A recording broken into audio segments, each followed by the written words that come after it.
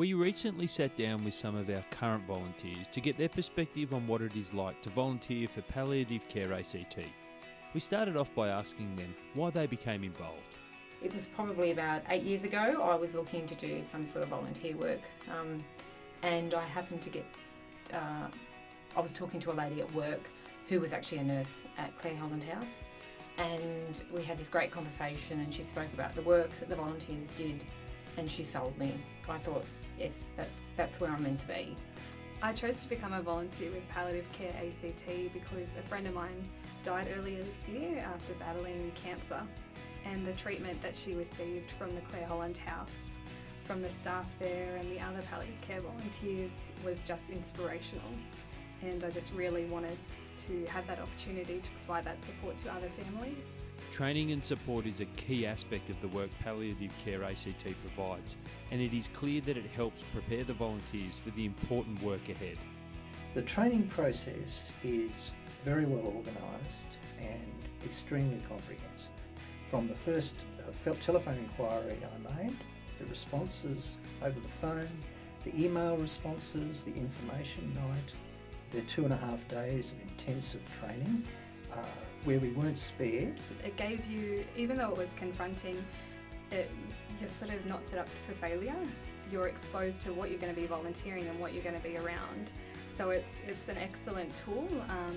I went in not knowing too much about palliative care or what they offer, but after the training I felt very confident in the skills and the knowledge that I've gained to be able to make a difference. It was very on point.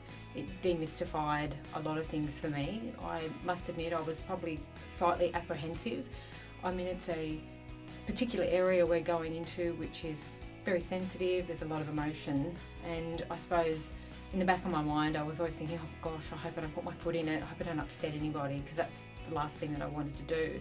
And then there was an induction period where we were put on as observers in early shifts with experience. I have a mentor and I see him probably once every couple of weeks. Like all great volunteers, when speaking about their work, they are always focused on how they are impacting others, yet clearly it means a lot to the volunteer as well.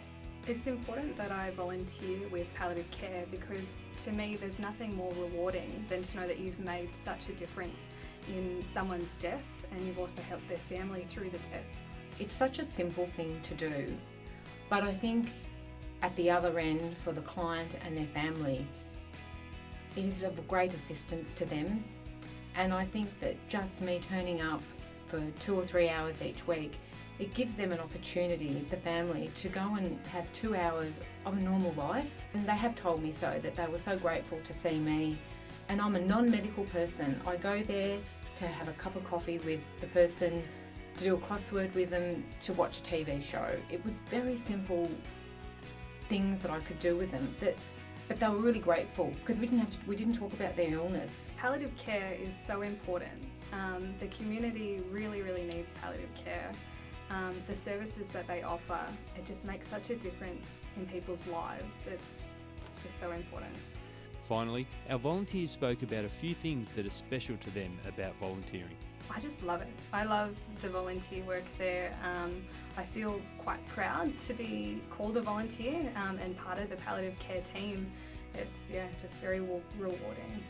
Unconditional acceptance, supportive presence and active listening. And I asked one of the coordinators about this and said basically, how on earth am I going to remember everything? And she said, when you go to the door, you'll have had all the training that you need. And when you go to the door of their room, then the moment you step in, it will be a person-to-person encounter. And that's exactly what happens. If you see the courage and the dignity and the humour often of people who are at the end of their lives and they're being well looked after, it does really have an effect on you, and you realise how important this is.